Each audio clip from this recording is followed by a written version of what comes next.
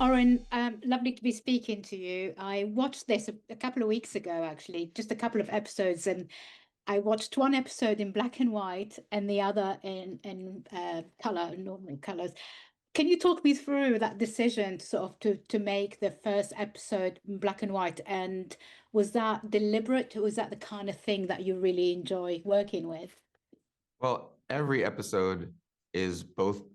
There's a version that's all black and white, 1 through 8, and there's a version that's all color, 1 through 8. So you can watch. It's not just episode 1 is black and white, and then episode 2 is color. So the decision to make the show both ways came early, and it was just an opportunity, I think, to we're making a show that smashes together two different genres that people are very familiar with: the comic book superhero genre and film noir, and they have very different aesthetics. So it was a chance to kind of show comic book fans a different aesthetic they might have never seen before. They might not be familiar with German expressionism and hard lighting. And it's a chance that maybe opens their eyes to a world of movies that they might not have considered before, and show them how fun they can be, get them to watch Double Indemnity or Lady from Shanghai. And I think vice versa is true. If you're coming to this as someone who traditionally watches those kinds of movies and maybe haven't thought of themselves as a superhero fan, this is a superhero show for them, so they can watch a noir, but a noir that's set in the same vibrant, poppy, colorful palette of a superhero show, and maybe get them excited about watching another Spider-Man movie or something else like that. How did you get to work with Nicolas? And was it something that he was interested in doing, and you knew about him wanting to do it, or did you have to convince him at all? There was convincing, but he was familiar with the character because of the voice acting in Into the Spider-Verse. This is obviously a very different thing. It's inspired by, but it's an 8-episode live action series. It's going to be a far more three-dimensional, fully realized character. Once I made the decision to age up the character and make him a little older, Amy Pascal said, what do you think? And I said, please call Nick. We both just kind of knew he's the absolute dream person to do it. And we sat down together over lunch and started talking. And I think once he understood that all of my references were cinematic and from film noir history, he loves comic books. I love Spider-Man, but that's not what this show was going to be. It was going to be taking that world and putting it, right smack dab in the middle of film noir history. And he's as encyclopedic in his knowledge of those movies as I am. So we just went back and forth for, I think, 2 hours, and he was hooked and he was in.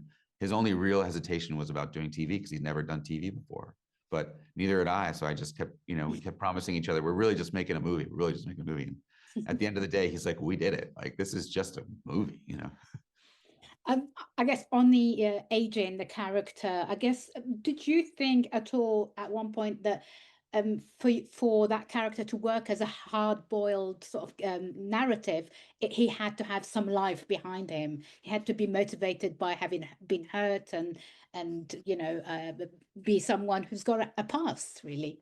Of course. I think once you hit a certain age, nobody gets there clean. You've had some traumas, you've had some tragedies, and you have some old war wounds that you're carrying with you.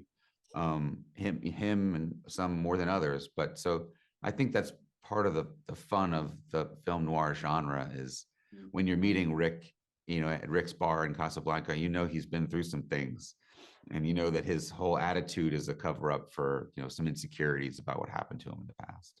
He does have a look of a Bogart character, doesn't he? Yeah. I mean, we talked a lot on set is, what if you could make a Bogart movie where Bogart just happened to be Spider-Man? Yes. Also, we don't have that much time left, but I want to ask you about working with Brendan Gleeson, who is absolutely fabulous in here and sort of playing kind of against type. What was it like getting him to play that character? I mean, an unbelievable honor. I mean, from my point of view, he's just a legend. And I remember when we were first started the casting process, like, well, who could play this character? I said, well, someone like Brendan Gleeson. And they said, well, why don't we ask Brendan Gleeson? I said, well, are we allowed to do that? Like, would he actually do this? And it's like, well, yeah, and so when he did, it meant everything to me. And getting to work with him for, 6 months was just an absolute joy. He's the nicest, smartest guy. And he just is so collaborative. And I love him. He's the best. Brilliant. Thank you so much, Oren, and congratulations again. A really fabulous series. Thank you. Thanks.